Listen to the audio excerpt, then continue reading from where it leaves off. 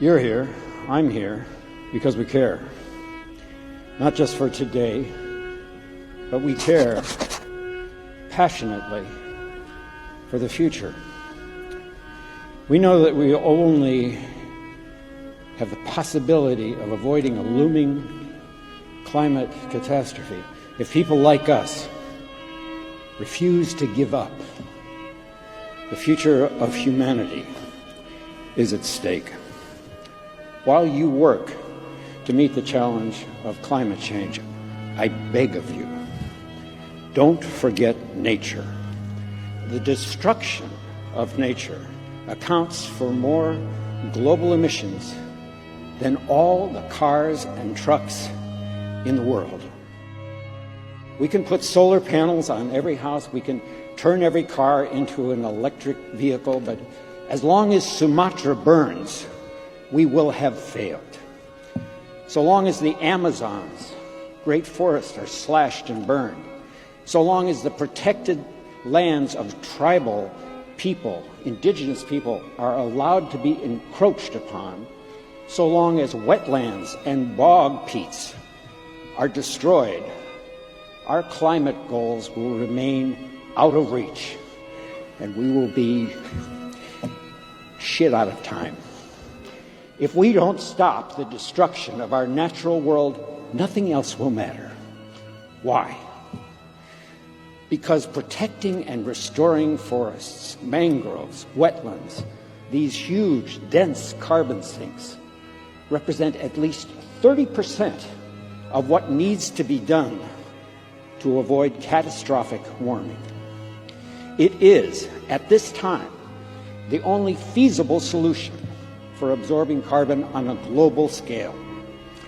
Simply put, if we don't protect nature, we can't protect ourselves. This is what we need to do. We need to include nature in every corporate, state, and national climate goal. Put in place the plans, the timetables to meet those goals. Invest in mangroves and tropical forests in the same way invest in renewable energy. Work to end the destruction of these ecosystems. Commit to the effort in the next decade to secure them for the future. Pursue research in reforestation like we pursue research in carbon capture and storage. Set a goal to cut costs and increase scale dramatically.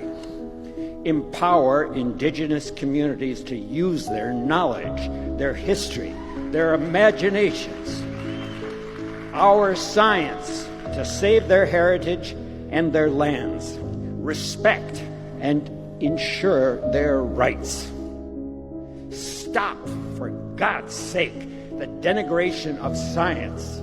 Stop giving power to people who don't believe in science, or worse than that, pretend they don't believe in science for their own self-interest. They know who they are. We know who they are. We are all, rich or poor, powerful or powerless. We will all suffer the effects of climate change and ecosystem destruction, and we are facing what is quickly becoming the greatest moral crisis of our time, that those least responsible will bear the greatest costs. So never forget who you're fighting for. It's the fisherman in Colombia, the fisherman in Somalia who wonders where their next catch is coming from and wonders why the government can't protect them from factory fishing from across the world. It's the mother in the Philippines who's worried that the next big storm is going to rip her infant out of her arms. People in California who are fleeing from unprecedented fires. People on the East Coast are facing the worst storms in recorded history. It's our own country, our own community, our own families. This is the core truth. If we are to survive on this planet, the only home any of us will ever know, for our climate, for our security, for our future, we need nature. Now, more than ever, nature doesn't need people.